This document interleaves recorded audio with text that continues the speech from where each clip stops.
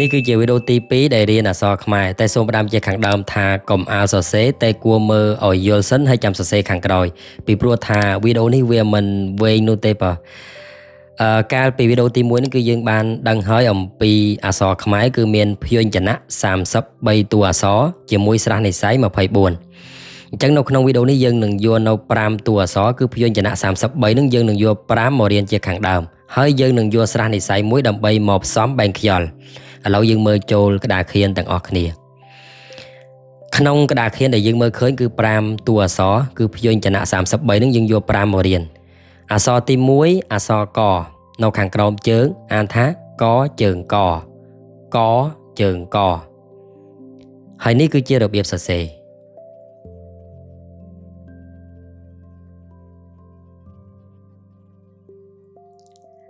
អក្សរទី2គឺជាអក្សរខ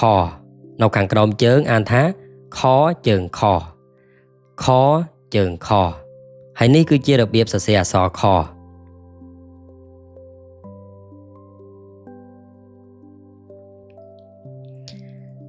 អក្សរទី3គឺជាអក្សរគនៅខាងក្រោមជើងអានថាគជើងគគជើងគហើយនេះគឺជារបៀបសរសេរអក្សរគ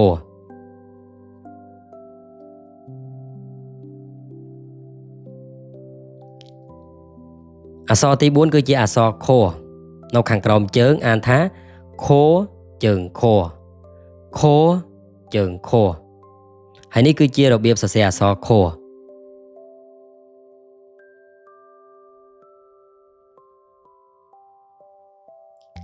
អក្សរទី5គឺជាអក្សរងនៅខាងក្រោមជើងអានថាងជើងងជើងងហើយនេះគឺជារបៀបសរសេរអក្សรง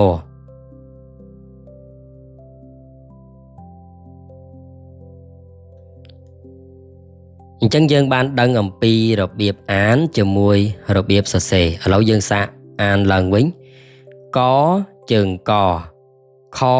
ជើងខគជើងគខជើងខងជើងងនៅខាងនេះគឺស្រះនិស្ស័យមួយដែលយើងយកមករៀនគឺស្រះអា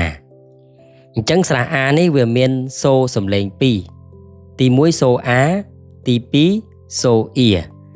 នៅពេលណាដែលវាជួបខ្យល់អវាឮសូរអាពេលណាដែលវាជួបខ្យល់អូវាឮសូរថាអ៊ីឥឡូវយើងងាកមកមើលព្យញ្ជនៈ5តួអក្សរនេះតើអក្សរណាដែលខ្យល់អអក្សរណាដែលខ្យល់អូកយើងឮសូរអសាមើលដឹងហើយកអខអអញ្ចឹងយើងដឹងហើយថាកខគឺខ្យល់អគអូខអូងអូអញ្ចឹងគខងហ្នឹងគឺខ្យល់អូมันអាចណាអានថាគខ្យល់អក៏ដែរគអมันបានទេគអូខអូมันអាចណាខអអត់ទេអត់កើតទេងអូណាអញ្ចឹងយើងបានយល់ហើយថាកខគឺខ្យល់អគខងគឺខ្យល់អូឥឡូវយើងយកស្រះអាមកផ្សំ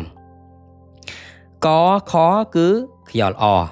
នៅពេលដែលជួបស្រះអាគឺឮសូរអាដដែលអញ្ចឹងឥឡូវយើងសរសេរមកកស្រះអាកាប៉ិនសូមផ្ដាំថានៅពេលដែលសរសេរគឺអត់មានយកជើងមកសរសេរជាមួយទេណាគឺសរសេរតែខ្លួនទេកស្រះអាកាខស្រះអាខាហើយចំណែកខ្យល់អូវិញគខងគឺខ្យល់អូនៅពេលដែលជួបស្រះអាគឺឮសូរទៅជាអ៊ីអញ្ចឹងគស្រៈអ៊ីគៀខស្រៈអ៊ីខៀងស្រៈអ៊ីងាឃើញនេះគ្មានអីដែលពិបាកទាំងអស់អញ្ចឹងបានន័យថា5តួអក្សរហ្នឹងគឺមានខ្យល់2ទី1គឺខ្យល់អទី2គឺខ្យល់អូខ្យល់អជួបស្រះអាឬសូរអាដដែលខ្យល់អូជួបស្រះអាឬសូរទៅជាអ៊ីអញ្ចឹងកខគខងកាខាគៀខៀងា